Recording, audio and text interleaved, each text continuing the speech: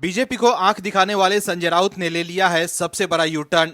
संजय राउत अब समझ गए हैं कि अब उनकी दाल गलने वाली नहीं है और बीजेपी की क्या ताकत है। संजय राउत समझ गए हैं कि अब उनकी सियासी ताकत खत्म हो चुकी है और उन्होंने जो किया था उसकी गलती का एहसास उन्हें हो गया है। अब संजय राउत समझ गए हैं कि उन्होंने पार्टी के नेताओं की बात नहीं मानी तो उनका खेल खत्म हो जाएगा। पहले जो संजय राउत कांग्रेस के लिए बैटिंग कर रहे थे वो अब कांग्रेस से अलग होने की सोच रहे हैं। ऐसे में सवाल है कि क्या संजय राउत जो पहले कांग्रेस के साथ ही रहना चाहते थे वो अब कैसे पलट गए हैं। संजय राउत ने कहा कि महाविकास अघाड़ी के सहयोगी दलों ने अभी तक बीएमसी और स्थानीय चुनाव को साथ मिलकर लड़ने का कोई निर्णय नहीं लिया है। रिपोर्ट के मुताबिक संजय राउत ने कहा कि अब तक कोई स्थानीय निकाय चुनाव गठबंधन में नहीं लड़ा गया है। दर्शकों, उद्धव ठाकरे अब कांग्रेस से पीछा छुड़ाना चाहते हैं क्योंकि उद्धव ठाकरे की पार्टी के कई नेता बीजेपी के संपर्क में हैं। बीजेपी ये दावा लगातार कर रही है और अगर अब भी उद्धव ठाकरे कांग्रेस के साथ चिपके रहें तो उनके सांसद भी बीजेपी के साथ जा सकते हैं। ऐसे में जो संजय राउत अपनी पार्टी के नेताओं से अलग कांग्रेस की तरफ से बैटिंग कर रहे थे वो अब बैकफुट पर है। उद्धव और राउत समझ गए हैं कि एक बार फिर पार्टी में बड़ी टूट हो सकती है। यही वजह है कि अब वो पलटी मारते दिख रहे हैं।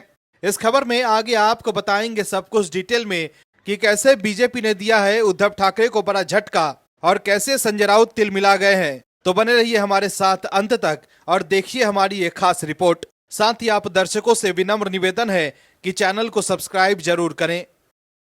हार के बाद से ही संजय राउत बौखलाए हुए हैं। संजय राउत को लग रहा है कि कैसे उनकी पार्टी हार गई। संजय राउत सत्ता में आकर मलाई खाने की सोच रहे थे लेकिन जनता ने उनके मंसूबों पर पानी फेर दिया, जिसके बाद संजय राउत तिलमिलाए हुए हैं। संजय राउत समझ गए हैं कि अब उनकी दाल गलने वाली नहीं है। ऐसे में अब वो लोगों को भड़काने का काम कर रहे हैं।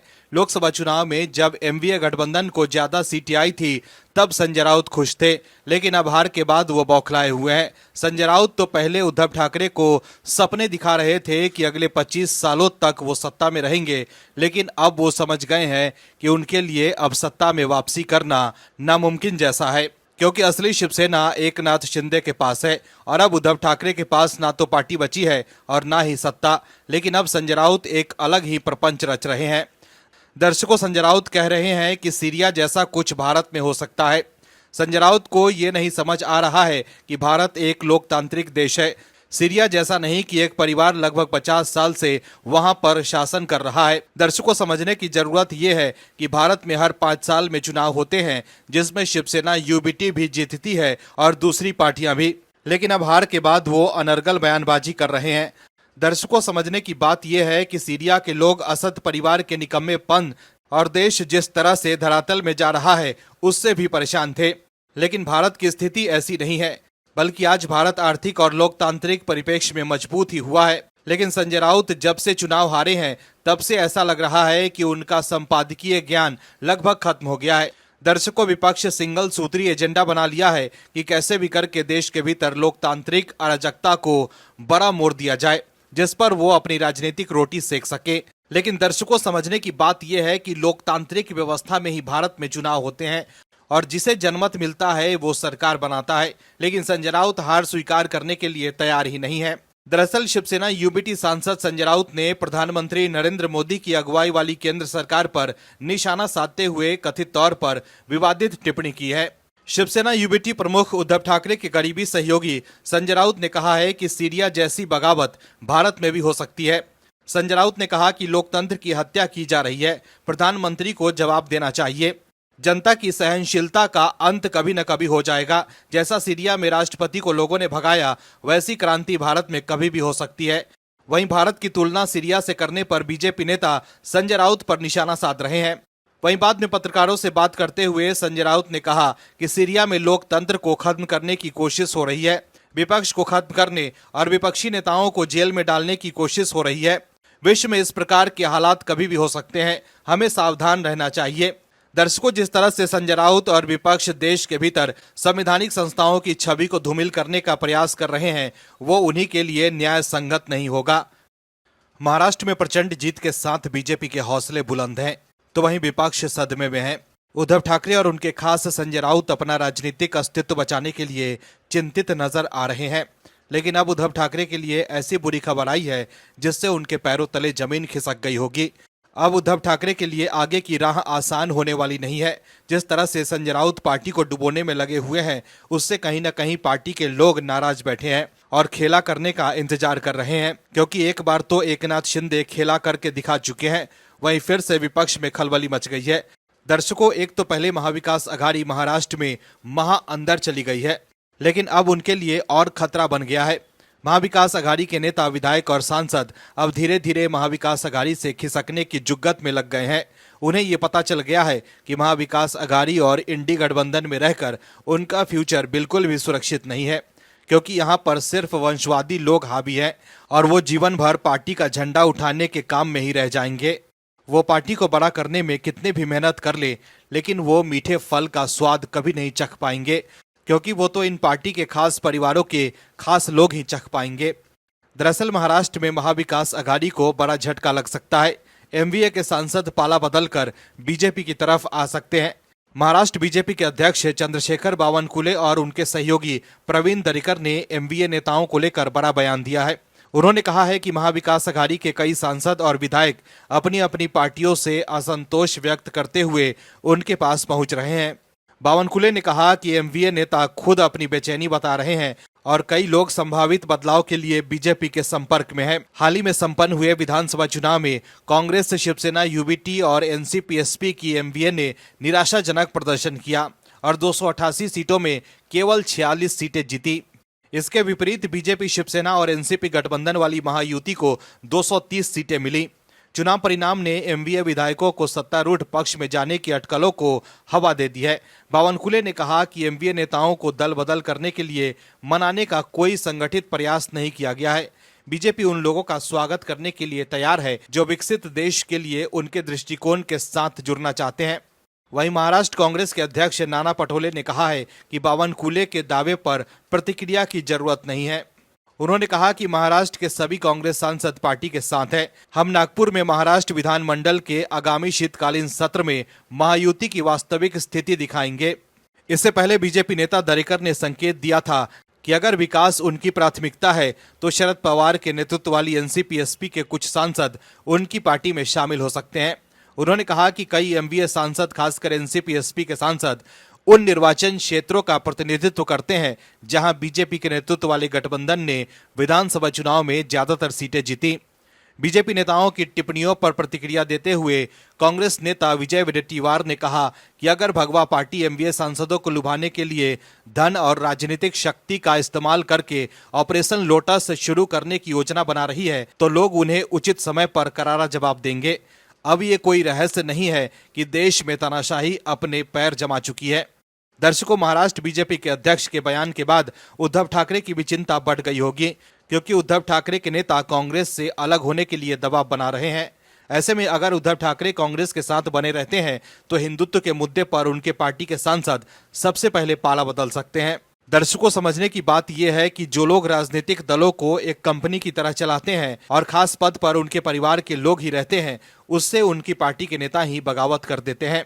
लेकिन अब पार्टी में टूट के डर से संजय राउत ये संकेत दे रहे हैं कि उनकी पार्टी आने वाले स्थानीय निकाय चुनाव में कांग्रेस से अलग होकर अकेले चुनाव लड़ सकती है। कहा जा रहा है कि शिवसेना बीएमसी के चुनाव में अकेले ही चुनावी मैदान में उतर सकती है और पार्टी हिंदुत्व के मुद्दे पर आगे बढ़ सकती है। लेकिन अब क्या लोग ये विश्वास कर पाएंगे कि कांग्रेस के साथ जाने वाले उद्धव ठाकरे क्या वाकई हिंदुत्व के मुद्दे पर लौटना चाहते हैं या सिर्फ सत्ता सुख के लिए नाटक कर रहे हैं? चुनाव दर चुनाव राहुल गांधी फेल हो रहे हैं। शायद ही भारतीय राजनीति में इस तरह से लगातार फेल होने के बाद भी किसी नेता को लगातार लॉन्च करने की कोशिश की गई होगी। लेकिन राहुल गांधी हैं कि हमेशा कुछ ऐसा कर देते हैं कि पार्टी की तो मुश्किलें बढ़ती ही हैं, साथ ही वो खुद भी मुसीबत में फंस जाते हैं। जिस राहुल गांधी के भरोसे कांग्रेस के नेता बैठे हैं कि राहुल गांधी की सफल सियासी लॉन्चिंग हो जाए जिससे पार्टी सत्ता में आ सके, लेकिन ऐसा लग रहा है कि कहीं न कहीं फिर से राहुल गांधी की सांसदी जा सकती है। राहुल गांधी को फिर कोर्ट ने तलब किया है। राहुल गांधी ने जितनी बकैती की है अपने भाषणों में, वो दिन दूर नहीं कि देश की 365 कोर्ट में राहुल गांधी बारी बारी हाजिर हों। राहुल गांधी जिस दल के नेता हैं, उस हैसियत से ये उम्मीद की जाती है कि वो संभल कर कोई ठोस बात करेंगे जो देश के विकास के लिए अहम होगा, लेकिन राहुल गांधी ऐसा करते नजर नहीं आते हैं। राहुल गांधी सोचते हैं कि ऐसा करने से उनके लिए नुकसानदायक हो सकता है और वो सस्ती लोकप्रियता नहीं बटोर पाएंगे। दर्शकों, राहुल गांधी सिर्फ जनता को गुमराह करने की कोशिश करते हैं। वो हर बात पर जनता को भ्रमित करते हैं। संविधान को लेकर पहले राहुल गांधी लोगों के बीच भ्रम फैला रहे थे, लेकिन अब वो एक्सपोज हो गए हैं। वहीं देश के महान वीर सपूतों के बारे में हो या फिर देश के संवैधानिक संस्थाओं के बारे में, राहुल गांधी का एक सूत्रीय कार्यक्रम है कि देश की जनता को परेशान करो। लेकिन अब कोर्ट ने राहुल गांधी की मुसीबत बढ़ा दी है। दरअसल एक बार फिर राहुल गांधी की मुसीबत बढ़ गई है। हाल ही में राहुल गांधी के कथित भड़काऊ और वीर सावरकर पर दिए गए विवादित बयान पर दर्ज केस के संबंध में सुनवाई करते हुए लखनऊ की कोर्ट ने राहुल गांधी को समन जारी किया है। कोर्ट ने राहुल गांधी को 10 जनवरी 2025 को पेश होने का आदेश दिया है। अपर मुख्य न्यायिक मजिस्ट्रेट तृतीय लखनऊ की अदालत ने कांग्रेस नेता राहुल गांधी को प्रथम दृष्टया भारतीय दंड संहिता की धारा 153A और 505 के तहत अपराध के लिए तलब किया है। आपको बता दें कि वकील नृपेंद्र पांडे ने शिकायत कराते हुए आरोप लगाया था कि राहुल गांधी ने 17 दिसंबर 2022 को महाराष्ट्र के अकोला में एक प्रेस कॉन्फ्रेंस के दौरान वीर सावरकर को अंग्रेजों का नौकर और पेंशन लेने वाला कहा था। नृपेंद्र पांडे ने कहा कि ये बयान समाज में वैमनस्य और द्वेष फैलाने की मंशा से दिया गया था। इसके साथ ही प्रेस कॉन्फ्रेंस में पहले तैयार पत्रक भी पत्रकारों के बीच बांटे गए थे, जो विपक्षियों की ओर से योजनाबद्ध तरीके से किया गया कृत्य दर्शाता है। राहुल गांधी ने महाराष्ट्र में भारत जोड़ो यात्रा के दौरान नवंबर 2022 में वीर सावरकर को लेकर बयान में दावा किया था कि सावरकर ने अंग्रेजों की मदद की थी।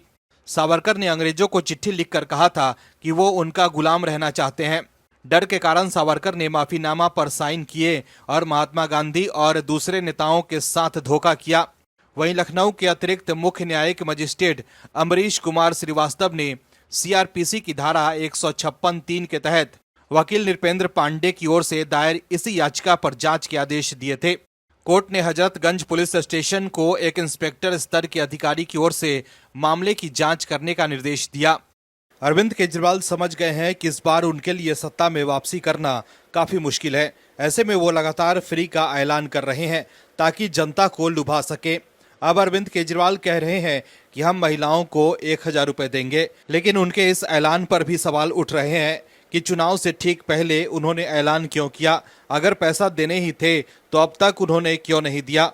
बीजेपी का कहना है कि अरविंद केजरीवाल सिर्फ चुनावी घोषणाएं कर रहे हैं, क्योंकि पंजाब को लेकर भी उन्होंने खूब वादे किए थे, लेकिन सत्ता में आने के बाद जनता को कुछ नहीं दिया।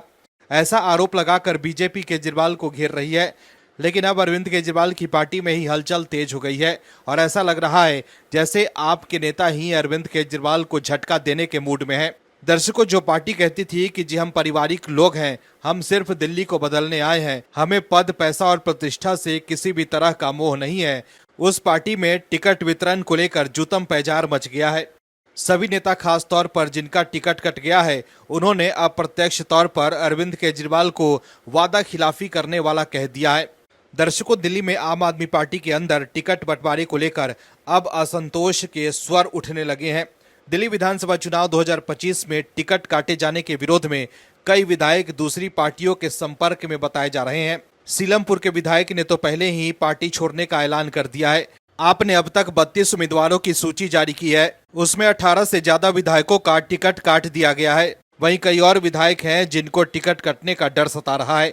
ऐसे में अब उन विधायकों ने कहना शुरू कर दिया है कि अन्ना आंदोलन के समय से जुड़े नेताओं को पार्टी में तरजीह नहीं मिल रही है। आम आदमी पार्टी की दूसरी सूची में त्रिलोकपुरी से मौजूदा आप विधायक रोहित कुमार का टिकट काटकर अंजना पारचा को दे दिया गया है। वहीं टिकट कटने पर आप विधायक रोहित कुमार ने कहा है कि वो जी हुजूरी करना नहीं जानते, स्वाभिमानी और खुददार हैं। रोहित कुमार अब अरविंद केजरीवाल के खिलाफ नई दिल्ली विधानसभा सीट से लड़ने की बात कर रहे हैं। रोहित का दावा है कि उन्होंने अरविंद केजरीवाल की मजबूती के लिए काम किया। नई दिल्ली की वाल्मीकि बस्ती और मंदिर तक उनको लेकर गए। अरविंद केजरीवाल को दलित समाज के घर घर ले जाकर उनसे जोड़ा। यहां तक कि जब झाड़ू सिंबल लॉन्च हुआ था तो मैं उस मंच पर मौजूद था, लेकिन अरविंद केजरीवाल ने वाल्मीकि समाज का अपमान करने का काम किया है। दर्शकों, सत्ता में रहते हुए आपने कोई काम ही नहीं किया और अब जनता को गुमराह करने के लिए अरविंद केजरीवाल कैंडिडेट बदल रहे हैं, लेकिन जिस तरह से उनके नेता बागी हो रहे हैं उससे आपकी मुसीबत बढ़ती दिख रही है। आप दर्शकों से विनम्र निवेदन है कि चैनल को सब्सक्राइब जरूर करें